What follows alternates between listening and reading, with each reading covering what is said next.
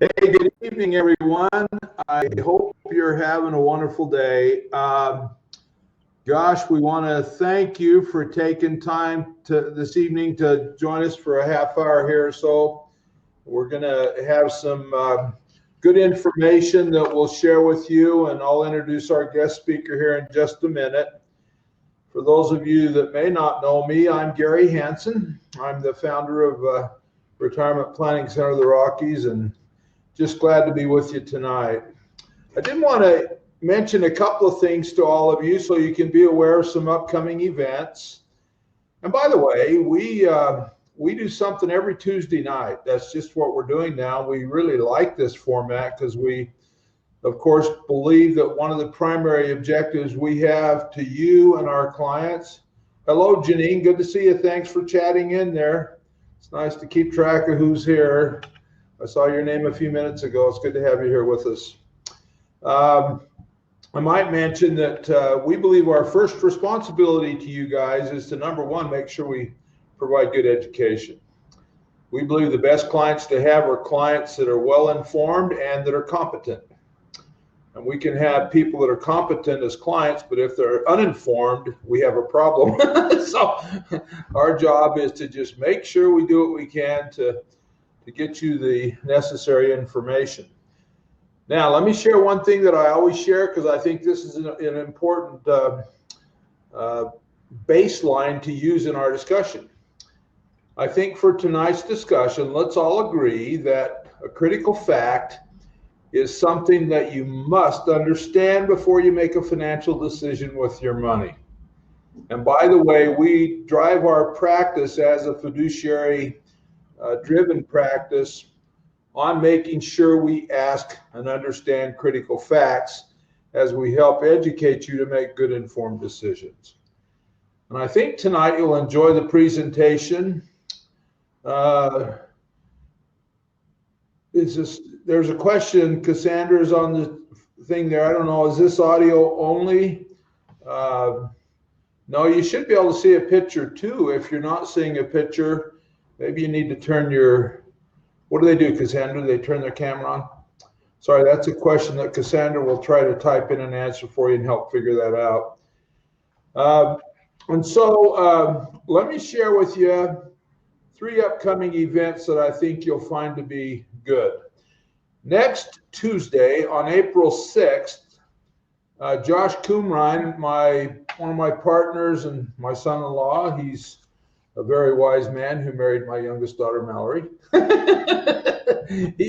Josh will be presenting a taxes in retirement workshop. And most of you should be getting emails on a regular basis. As you signed up tonight, you'll now start to get emails for any event we have. And we don't want to bombard you, but at the same time, we want to keep you informed. So he'll do taxes in retirement. On April the 13th, I will conduct a workshop on protecting and growing your estate, which is an estate planning discussion that we do every 3rd week. And then, of course, on the 20th, we've got a special event coming up. We work with a gentleman by the name of Ryan Long, who is he owns National Gold Consultants in near Monticello, Minnesota, yeah. And Ryan is a wonderful 2nd generation owner of this business that his father started years ago. There's a lot of talk and stuff going on these days about the use and placement of gold and silver inside of a client portfolio. And tune in.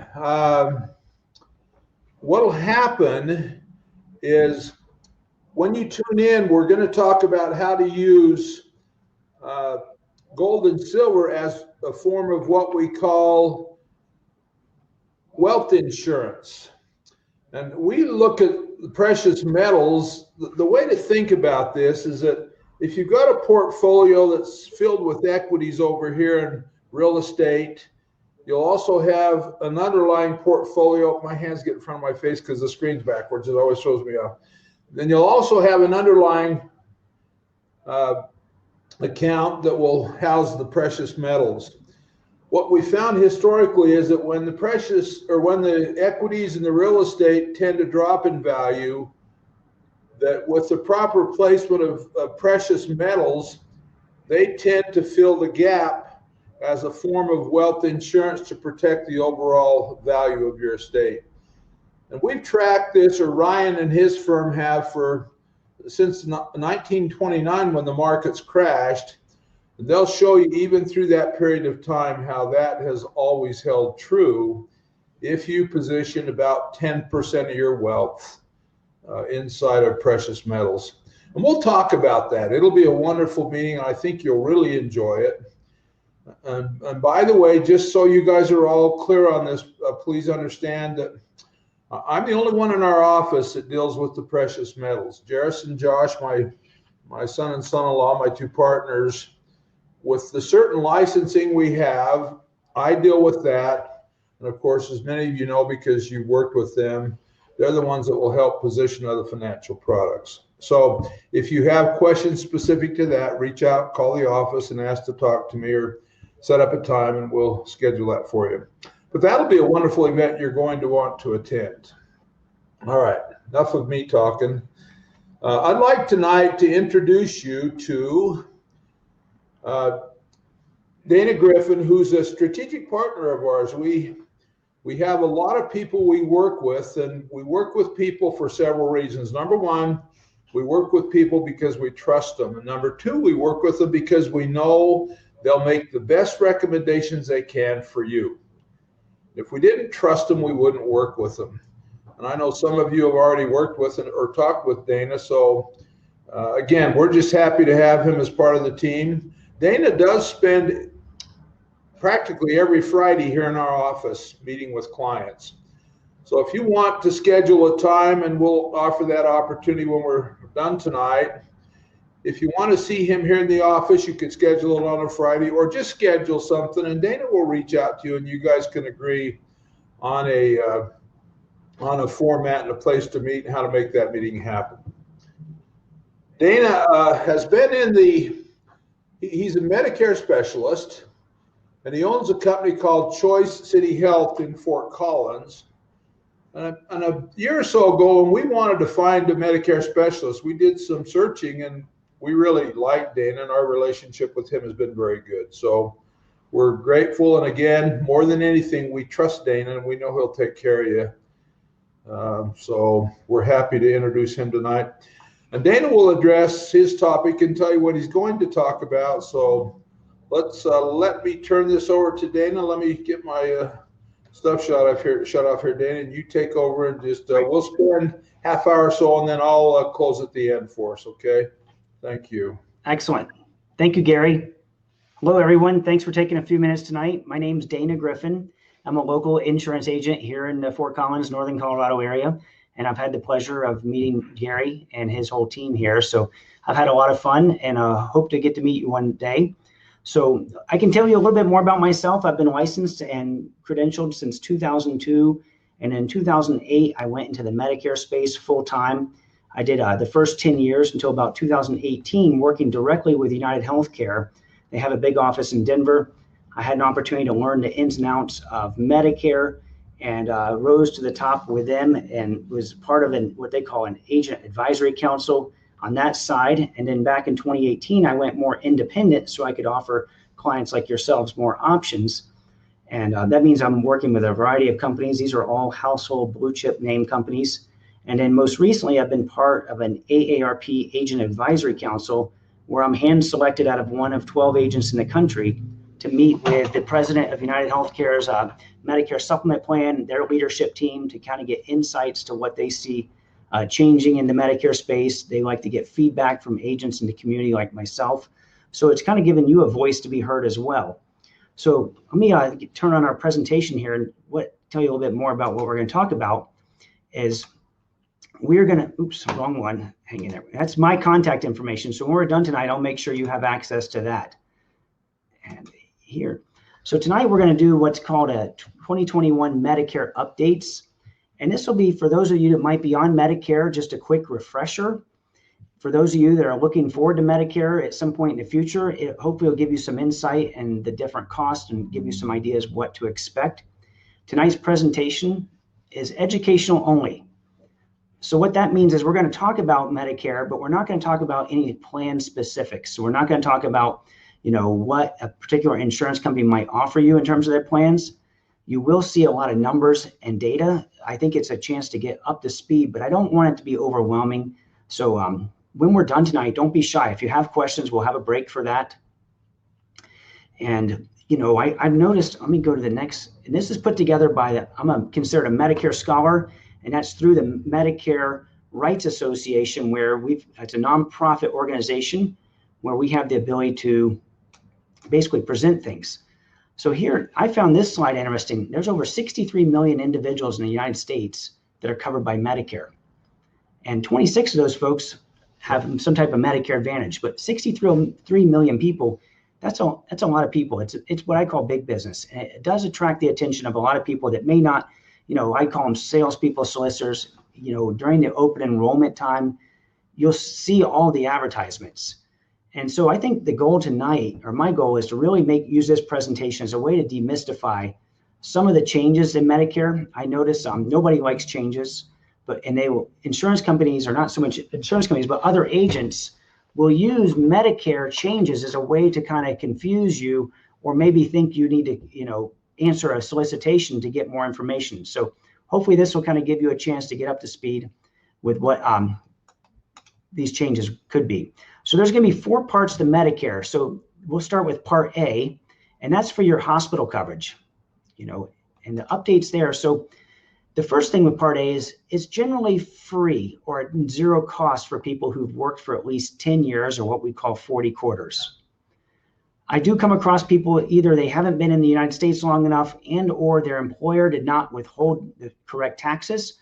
So those folks do have the option to either buy into Medicare, where they would pay as much as $470 a month, or $471, or if they've worked partial quarters, it would be $259. So these in red here are the increases from 2020.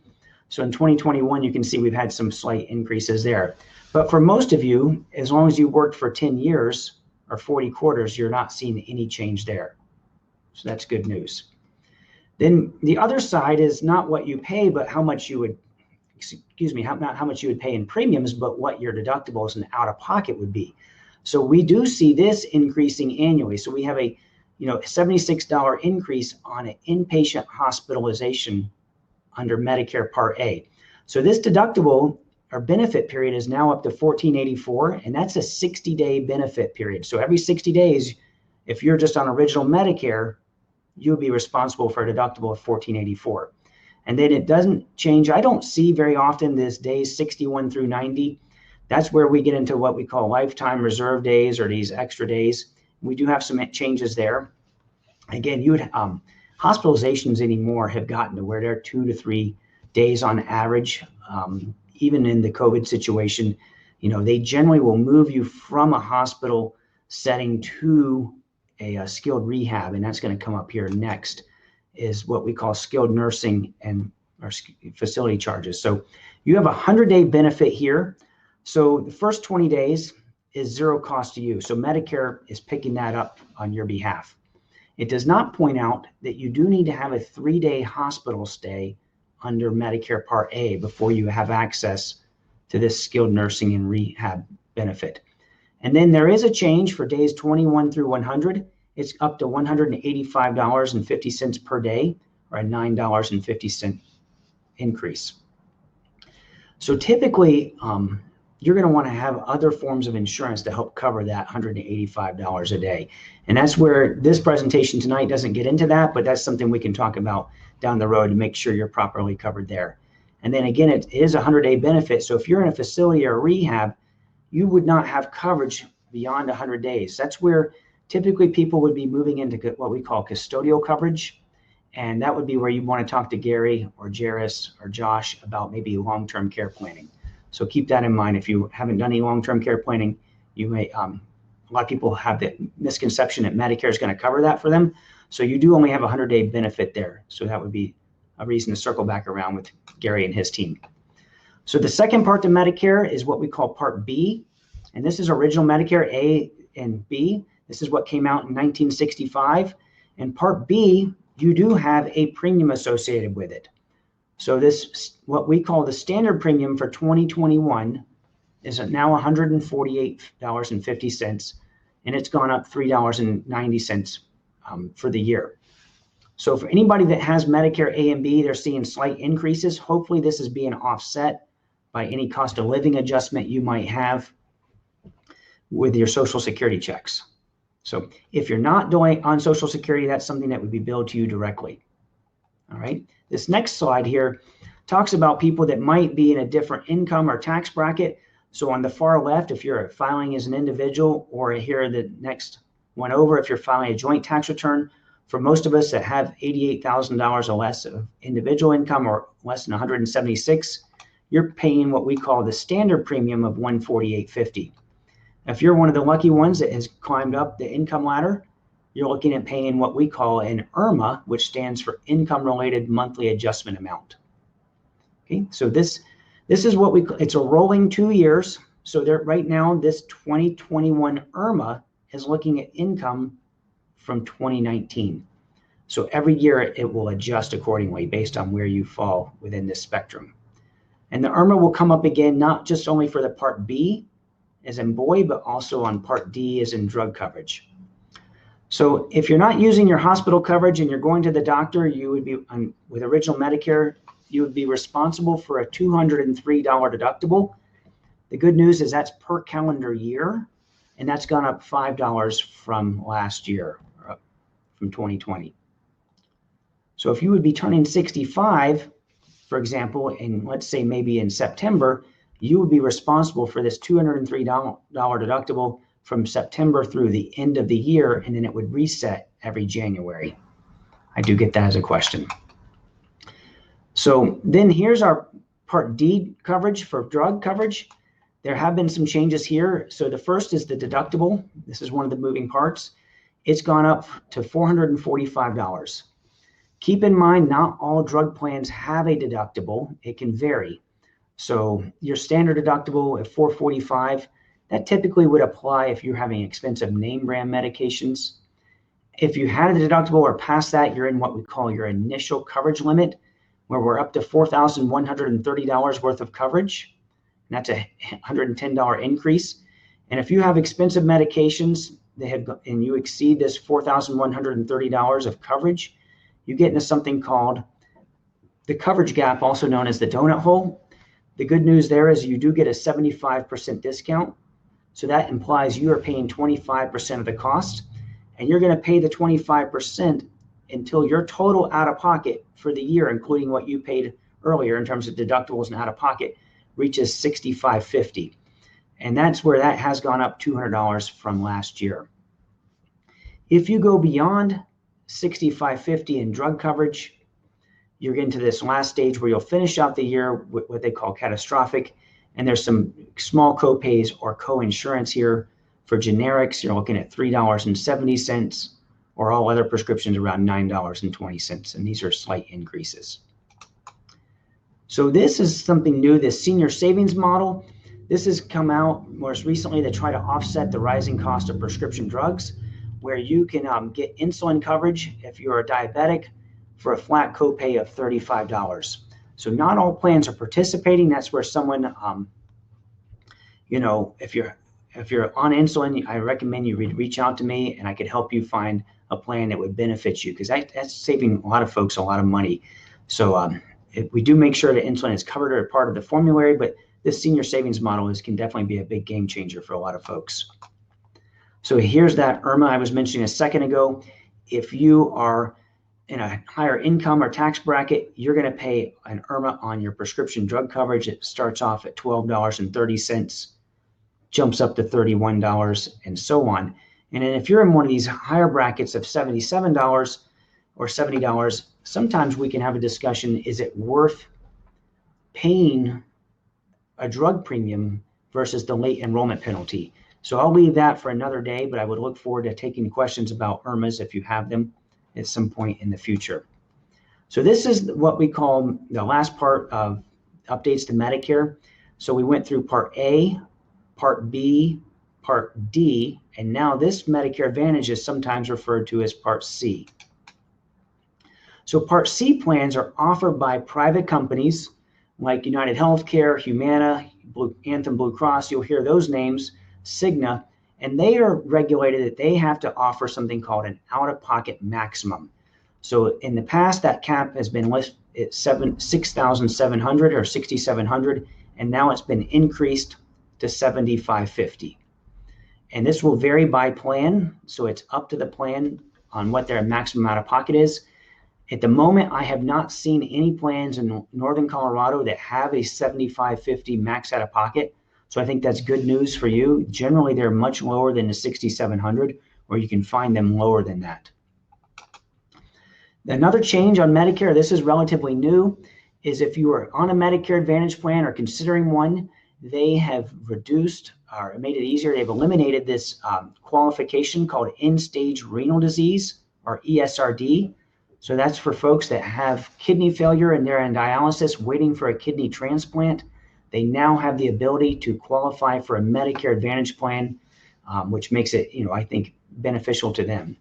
So you would have to be enrolled in Medicare Part A and Part B and live in, let's say, our service area or Northern Colorado. That could be Larimer, Weld, or Boulder County.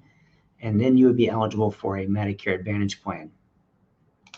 So I think that's kind of what we have tonight. It's kind of short and sweet.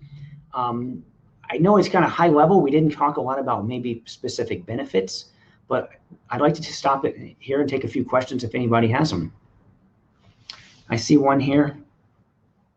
Okay, what Gary has in our chat is the IRMA in addition to the premium. It's yes and no. So I'm going to go back a few slides to kind of point out this IRMA because I think it is a little so great question, Gary. The $148.50 is what we call your standard premium, and then in this particular slide, the $207 includes the $148.50. So it's just that difference. So your IRMA would be the full $207. I hope that makes sense, or $207.90. Okay. Any other questions? We'll go through Dana, just to be clear, then, if my income were in that level you just had shared there, my total premium would be the 207. Did I understand that correctly? Correct. Not correct. It's 207. It's not 207 plus. Okay. That's 207 includes the standard of premium. And when a client does that, they have an increase in income or a higher income. As incomes adjust down in retirement, typically it adjusts down. You always have the ability, if you're retiring and leaving an employer plan, to appeal the IRMA. If you've had what's called a life change event, there's a form SS 44 we can talk about with Social Security that gives you there's about 7 or 8 qualifying events. You can appeal that IRMA premium. Well, so this last year with COVID, people's income was impacted. Absolutely. My income was impacted. The question I guess I'm asking is, how would a client or a person go out and appeal to have that premium lower based on the income, and when does that reflection of that lower income impact a lower premium on your Medicare costs? So, good question. There's a couple of things there. The IRMA appeal is up to Social Security, and they're going to want to see some documentation. So they're going to want tax return. What was that? A tax return. I mean, you show them a tax return. Typically, if you're, they would have divorce, is part of one. They're going to want to see some benefits or something. Some documentation, like if you're just stopping work or retirement. A lot of times, people get a one-time, bonus or buyout when they're retiring, especially if they had stock options. And you can prove that usually in the form of a letter. Sure. Keep in mind, it is up to Social Security. It's a rolling 2 years. So even if you had a bump 1 year and you're going to retire the fourth quarter, you may only pay IRMA for a period of that year. It's not forever. So a client's income was down in 2020. Income's back up in 2021 because COVID's now passed and we're back to more of a normal situation, they really won't get much relief from the premium, will they? Probably not. So they're going to work off what's going on with your IRS tax return, and then you can try to appeal on a regular basis if needed. Okay. Sometimes, yeah, we can talk about that another time. So I see a question that came in from James here, and it looks like, what's the difference between Medicare and Medicaid? That's a great question, James. So Medicare, what we've gone through tonight, is federal coverage, and Medicaid is coming from the state. So on the other end of the spectrum, I do meet with people sometimes that don't have, there's limits on how much their income is, and the state can often step up and help cover this Medicare premium for you. Okay, so hopefully that answers that. I see one coming in from Patty here, Plan Part G. Should I consider that in place of Medicare Advantage? So Patty, there's a lot of parts and plans here. It does get confusing. So we have 4 parts to Medicare: A, B, C, and D. So it would be Plan G, I think, is what you're referring to. And we would need to probably talk one-on-one if that would be a better fit for you than Medicare Advantage. I would say over the years of doing my job, both plans, a Medicare supplement is what a Plan G is versus a Medicare Advantage. They both do their job. It's really what's a good fit for you. There are some key indicators, I think, or what we say, a suitability or what's appropriate. And I'd be happy to talk more about that at some point. Yeah, let's see. I know, Patty, hopefully that helps give you some ideas, but I wouldn't just pay a blanket answer, one's better than the other. Let's see, any other questions? Yeah, there was 2 more on here. I don't know if Sandra, Okay. where'd they go, but one was from Janine, and she said, must we sign up for Medicare by age 64, or can we delay? Absolutely, great question. So we can delay your Medicare if you have other credible coverage, typically employer coverage, either through your work or someone else's work. However, I'll put a caveat. There's this coordination of benefits. Medicare will, if you work for a small employer and you have less than 20 people, you're probably Medicare is then primary. You probably do not want to delay your Medicare. If you work for a large employer with greater than 20 employees, then you can often delay Medicare if you're covered somewhere else. Okay. Dana, maybe explain to the folks the period of time they have for signing up for Medicare. Excellent. Okay. So the typical sign-up period is the 3 months before the month you turn 65. So let's say you have a birthday in July. We are then have April, May, and June to sign up for a July 1st effective date.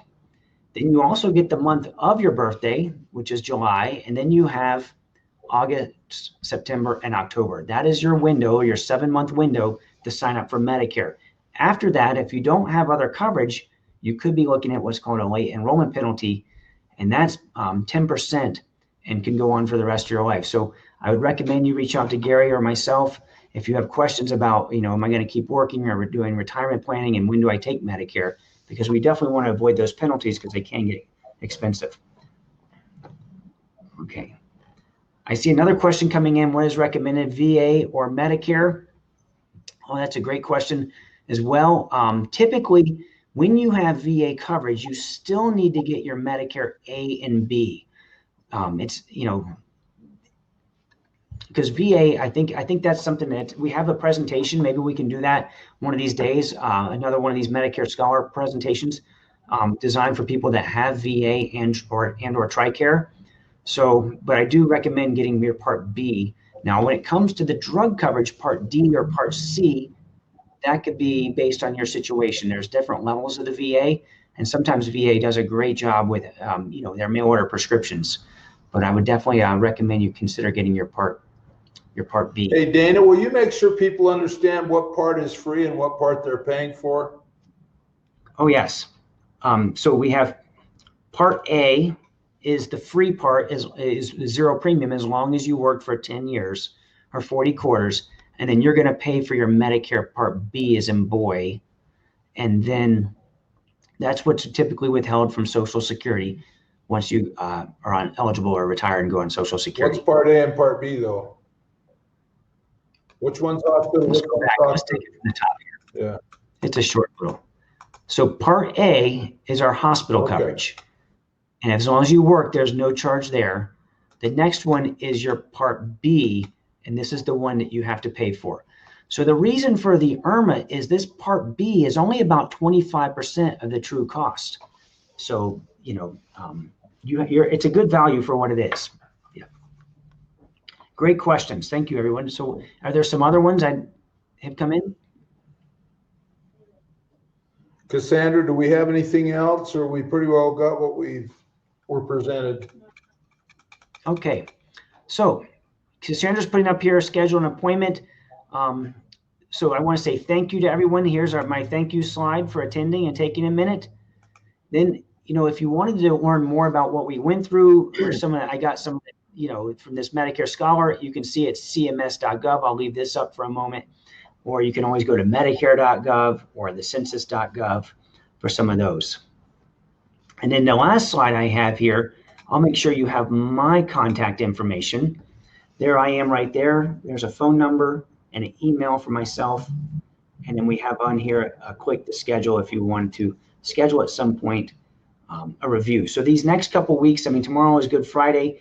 I'll be here in the morning. I've got a couple appointments at 8 and 9, but possibly, you know, if you wanted to, I recommend calling me if you wanted to try to talk tomorrow.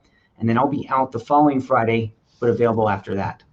So I want to say thank you, everyone, for attending. Thank you, Gary. You bet. Well, thank you, folks. We sure appreciate your willingness to spend a little time with us. And as you can see, Dana is a great resource to make sure that you're given good direction and you understand the critical facts. And again, we appreciate your participation. We hope to see you soon on a future broadcast of some sort. So enjoy the evening. Get out. My goodness, I just want to look at, I'm looking at the lake out here and I almost want to go water skiing, but how about wow. that? Well, hey, thanks again for your attendance, and thank you, Dana, for taking. Bye, everyone. Yep. Thank you, folks.